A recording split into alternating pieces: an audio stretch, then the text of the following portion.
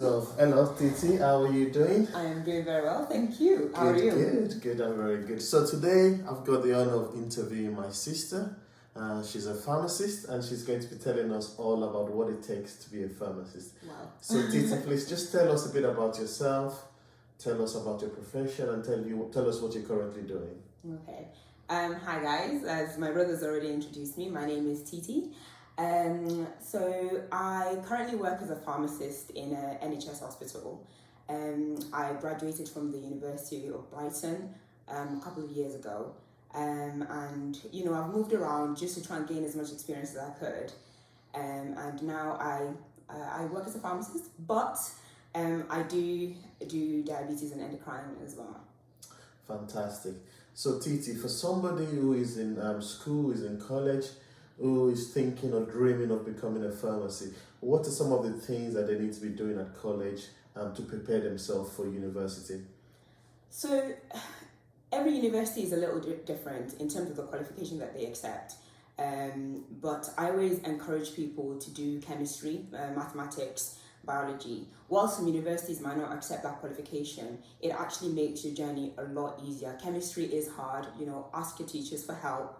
Any extra help that you need, and maths can be hard as well, but ask your teachers for help as well, because that's what I had to do. I was quite a poor performer at school with chemistry. With the help of my teachers, we sort of sat down, did a lot of extra work, but those are the strong subjects that will help you when it comes to doing a pharmacy degree. All right, fantastic. So from what you've said, I can see that the focus is on the science courses, chemistry, maths and biology. Absolutely. And so on and so forth. So how was your journey into getting an admission to university? Was that quite easy? I don't tell a lot of people this, but when it came to deciding what course to do, pharmacy was the choice. Yes. I wanted to do. But I went on a trip abroad, I met a lot of different people, and everyone was like, try medicine, and in a way I am glad that I said, I'll choose to apply for medicine, because it meant that I had to work harder to get my grades up to try and get into university. I didn't get into medicine, but most of the university I applied to just offered me like a long list of courses, and amongst them was pharmacy. Mm-hmm. So it was quite a straightforward admission, because I already had quite very decent grades to get into most pharmacy schools. Whilst I had done an interview for medicine, I didn't actually do an interview for pharmacy. Oh, fantastic. That's really good. So, you said that you went to the University of Brighton. What influenced your decision to go to Brighton? I was actually looking for coastal universities. Okay. I had an open day at Leicester, and, someone said, if you're looking to be by the sea, this is not the place for you. The Midlands is very much landlocked. And I think if I look back and apply again, I might have chosen Robert Gordon University in Aberdeen. If you sort of like sort of nature, bare rocks and the sea. But yeah, Brighton, Aberdeen, Sunderland, Newcastle, all those places around the coast. I just wanted to be by the sea. Fantastic. So it looks like your personal interest influenced your decision to go to uni. So if you didn't go to Brighton, what other uni would you have chosen? I would have gone to Robert Gordon University in Aberdeen. Fantastic. Yeah. Wow, that's very, very interesting. Yeah. That's very interesting. And how was your university journey? How many years was the degree? The degree was 4 years, which was really good, because, a 3-year degree is quite quick. By the time you get to your second year, you're like, oh my goodness, there's so many university experiences I've not had. And so I felt lucky, because I felt like I was working so hard in the first 2 years, because the degree is difficult and you need to get a lot of the basics down to sort of build on. I felt quite happy having 4 years, and I met so many friends, I met so many different people from around the UK, from abroad, and honestly, if I look back at my university experience, it's my friends and the people that I met that actually that pulled me through, really. So I'm quite grateful for them and that experience. That's really good, and I think Brighton is a very diverse, very colourful place anyway. It's such a colourful place. It adds to the excitement of being in university. Absolutely, 100%. And one of the things that I can remember is that when you were at uni, you actually took some time off, or I think was it during the holiday that you took some time off to do some work? Yeah. Tell us a bit about that. Tell us what you benefited from doing that. Absolutely. I think, making sure that you're working most of your summers is very, very beneficial. If you can't find a job in pharmacy, find something else. So I think I went online to some, job websites, and I applied to quite a few. You can do care work, but I chose to work with a company that fundraise for St. John Ambulance, and that was quite a nice experience as well, because it was a lot of young people who were fundraising together. It was quite fun, and I spent the whole summer doing that. Still managed to fit in a few trips.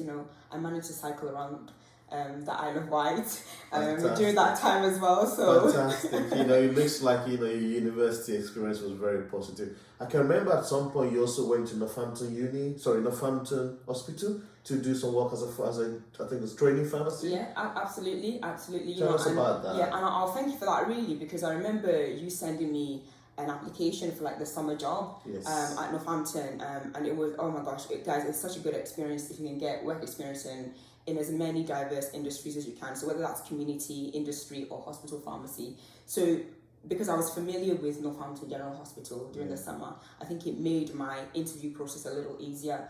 I still had to do a lot of preparation, as many others as well. So I managed to get my pre-reg at Northampton General Hospital. That's really And good. I spent my year there. But the summer in my summer after my third year of university, I spent part of it there and at a community pharmacy as well. So yeah. That's really good. And how did that experience shape the pharmacy that you are today? It's quite good because, again, like I said, I had very diverse experiences. And one of the things you have to remember is, as a pharmacist, you are a lifelong learner. Yes. Just because you come out of university, you've done 4 years, and you're like, yeah, that's it, I'm done, I want to put my feet up. You can't put your feet up. The best thing is work hard and enjoy life, because you will have to continue learning, and just make the most of the people around you. Everyone learns differently. It doesn't have to be the drudgery of school or sitting in lectures and whatever. And I think those experiences helped me realize, this is how I learn best, and I'm just going to make the most of the people and the facilities around me. And I think from what you said, pharmacy is quite similar to nursing, in the sense that there's a lot of emphasis on that continuous professional development. Absolutely. And I know that, for you, that is like something that you're still doing, that you will always continue to do 100%. as a pharmacy, that's very important. Okay. So you did a 4-year degree at university. When you finished university, what was the next step? What did you do? So the next step for everyone that wants to practice as a pharmacist in the UK is to do your pre-registration. So that's a year. The guidance is all online. You have to meet some competencies, have meetings with your supervisor, and then you've got a massive exam at the end of it. And you have 3 goes through that exam. Once you pass, you get onto the register, and you start your life as a pharmacist and whatever that entails. Fantastic. And I believe that you actually came back to Northampton to begin your career. Was it in Northampton that you went to, or did you start, where did you start your journey after? I really was hoping to stay in Northampton, but that didn't happen. Again, a lot of people don't know this, but I did fail that exam the first time. But I managed to secure a job in the Northeast. Yes. And when I got there, found my results, I explained to them this is what the situation was, and they were very gracious, because they didn't have to do this to allow me to start work. And I just did the exam again, but I think I passed through Northampton because I went to London to do that exam. And just went back up to the Northeast and started working and waited the results. Thank God. Fantastic. I passed and everything. So here I am today. Fantastic. So, for pharmacy who is looking to begin their career, what sort of income should they be looking at? What sort of starting salary should they be looking at? Yeah, so starting salary varies across which sector you choose and across locations as well. So you'll find that some people might decide, actually, I want to locum for a while, so you're more likely to negotiate the rates that you want with that. If you want to do hospital pharmacy, it's set. Everyone starts as a band 6, and the pay is according to Agenda for Change. Yes, NHS, absolutely. It's all online. Again, if it's industry, it's a little different as well, because they might have their own scale, but I think some people can negotiate that based on their experience, especially if you're coming in with 2 degrees and you've had some research experience as well. And community pharmacy do have a higher starting salary. Some people say it caps, but again, I think, you know, there's ways around that. You know, you can equip yourself, get more experience, and, you know, move up in management as well. So you don't have to be quite so clinical. Fantastic. And one of the videos that I've done on my channel is about looking at, you know, trying to allow people to understand that there's, you know, healthcare professionals like nursing, like pharmacy are very versatile in the sense that, you know, they can work in the military, they can work in the community, they can work on the ward. As a pharmacy, what, you know, you've sort of touched upon the areas that they can work, but what are some of the broad areas that a pharmacy can work? Yeah, I mean, I think, because I consider the military as well, and that's quite a good, because I think they pay for part of your degree or some of your degree, and you can work with them. You know, if you want to go into like volunteering, non-profit organizations, Medicine Sans Frontiers, they take pharmacists. I'm not even sure about the VSO as well. They take pharmacists. United Nations. So all of this is working, taking your time, volunteering, building your skills, making sure you're seen as many industries as possible, because, you know, some of these jobs that we all love, you know, United Nations and all these things, they do require experience. They're very competitive as well. And they are very competitive, absolutely. You know, I know some pharmacists that are taking time out to do their PhDs, you know, have come back to work, you know. I know pharmacists who have gone to industry, you know, and it's just getting as much experience in different sectors. I think that's quite important. And your role and your title doesn't have to be pharmacist. You know, that's the thing. But your pharmacy degree and your pharmacy experience might allow you to secure those roles. Absolutely. You know, you can try different things. You can always come back to be a pharmacist. I know pharmacists that are doctors, still locum in pharmacies, because, you know, the rates can be higher than as a junior doctor.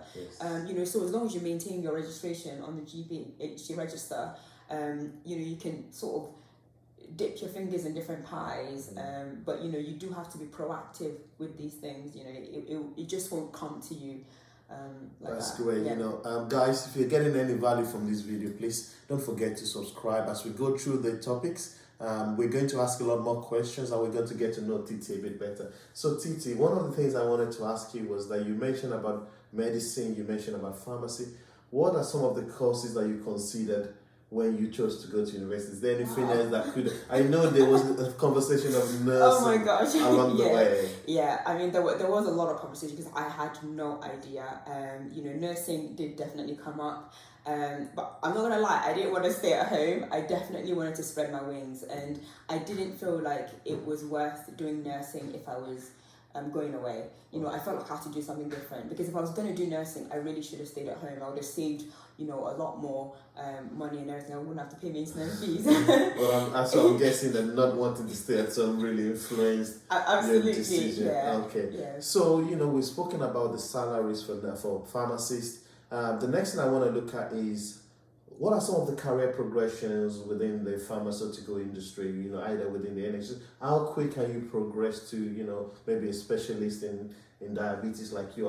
You know, what are some of the steps that needs to be taken to do that? Yeah, so, I mean, for me, I guess it depends on the hospital you work at, because some of them will say, you know, you can move up, but when it comes to specialist role, we're going to wait for that to open up before we train you to do that. But right now, they're encouraging pharmacists to be prescribers. I think there's like new degree courses where you will come out as a prescriber. So I think that gives you more opportunity to move within specialist role.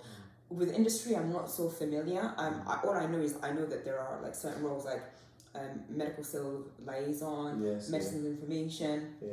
But again, I don't know if you can move up within that, you know, I'm not very familiar with them. Okay, no, that's great. I mean, you've spoken about, you know, I think there's a niche area in pharmacy around this prescribing. Even within nursing, I've spoken about nurse prescribers and actually the demand for nurse prescribers within the industry. Okay, that's really good. You know, so we've really got some really clear insight to pharmacy. So, what are some of the pros and cons of being a pharmacy? I mean, so let's start with pros. Because if you love science, you'd love pharmacy. Like, you know, there is a lot of maths, some science, you know, working with people, working with patients, everyone, different walks of life. you know, you're rubbing shoulders with sort of different health professionals, and you sort of come to appreciate, you know, how everyone works, and you know, how everyone works in a team. So that's great.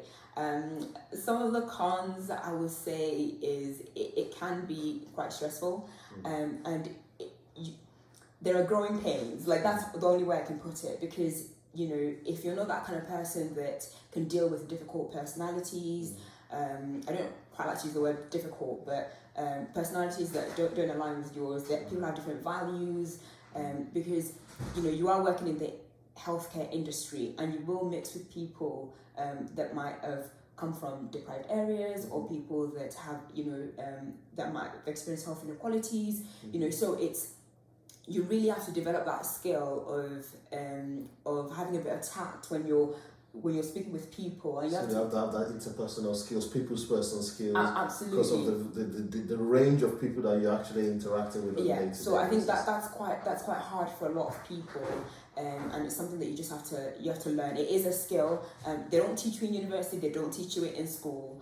You know, and it's something that you have to. I found that very challenging, actually, but it's something that I've sort of learned, you know, grown and learned about. Yeah. For me personally, one of the things that fascinates me is, you know, when you go to a pharmacy or to a chemist, and, you know, you've been given a prescription, and you hand it to the pharmacist, and in your head you're thinking, just give me that medication. When somebody comes and gives you a prescription, and you're behind the counter, you're supposed to dispense the medication, what are some of the things that you make sure you look at when dispensing those medications? Like, I tell everyone, like, I know it sounds so basic, but my job, like, the core of my job is to check again. You know, we have had lots of medication errors where medications have left the pharmacy, patients have ended up in hospital. So these are the stories you hear, and it's always at the back of your mind. So when you get a prescription, you have to check that, number one, you know, the prescription is actually safe. It's legal as well, because certain prescriptions have certain dates on it. So you have to make sure that prescription is legal, make sure it doesn't interact with any of the medication that the patient is also on, right? And then your dispensers, you know, they dispense it, they pick the medication from the shelf. They have to check the quantity, especially for our antibiotics as well. If it's a high-risk medication, like, you know, your anticoagulants, you know, there's other questions that you might have to think about asking the patient as well. And when that prescription comes to you to check it again, you're like, is that the correct medication? Is that the correct strength? Is that the correct quantity? You know, and when it's time to give it out to the patient, you have to go through your counselling points as well. And again, when you're not familiar with the medication, especially when you're quite new, you've got your BNF at hand, you know, you're flicking through your checking, because I'd rather spend 10 minutes making sure I'm giving out the right thing than doing a quick job and we've missed any mistake can be very very dangerous for the patient. So it's always important that, I can see that pharmacy is very similar to nursing in the sense that when we're dispensing our medication, we need to go through the right patient, the right route, the right dose, right medication, 100%. and so on and so forth. So that's great. So one of the things I want to talk about is now your specialty, which is in diabetes pharmacy.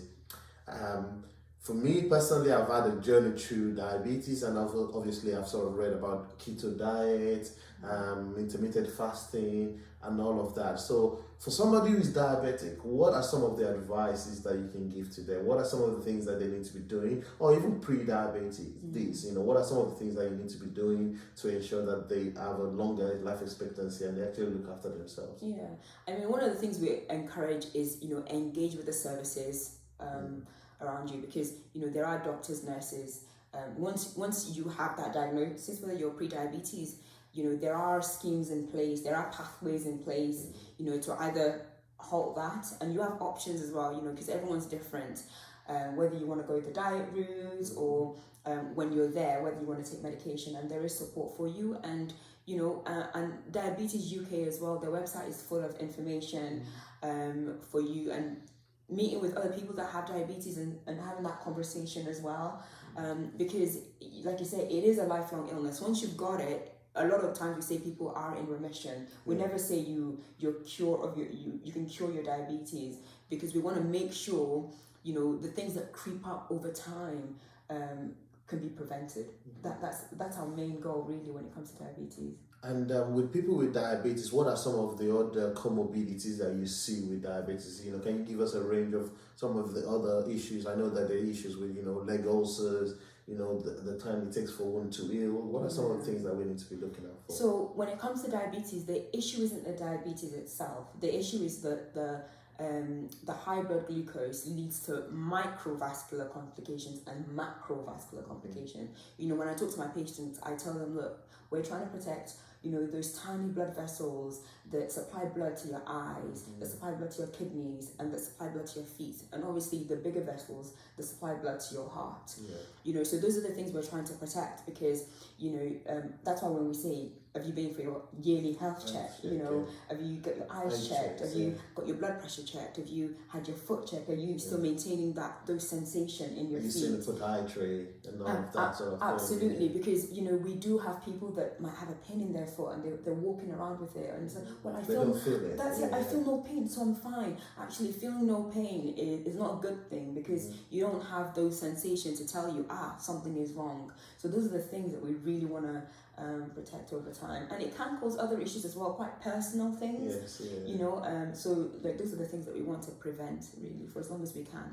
I know there's some healthcare professionals like Dr. Ewing, Dr. Berg, who are very big advocates of non-pharmaceutical interventions, keto diet, intermittent fasting. How evidence-based are those practices? I'm not going to lie, I'm not very familiar with them, because I didn't spend enough time in like the Northeast to look at, some of the low-calorie diets that were,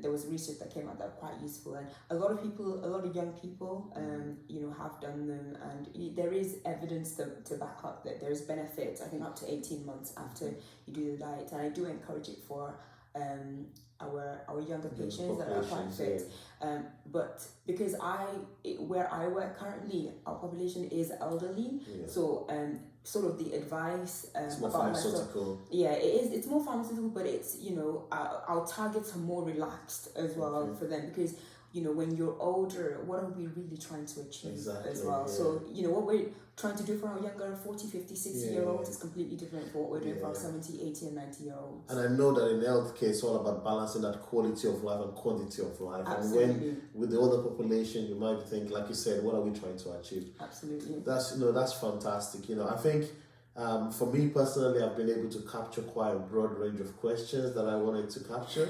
And any last word for our viewers? Anything that you want to say to our viewers who might be diabetic, have got diabetes, who might want to be a pharmacy, who might want to progress in their career within the pharmaceutical industry? What final words have you got to them, for them?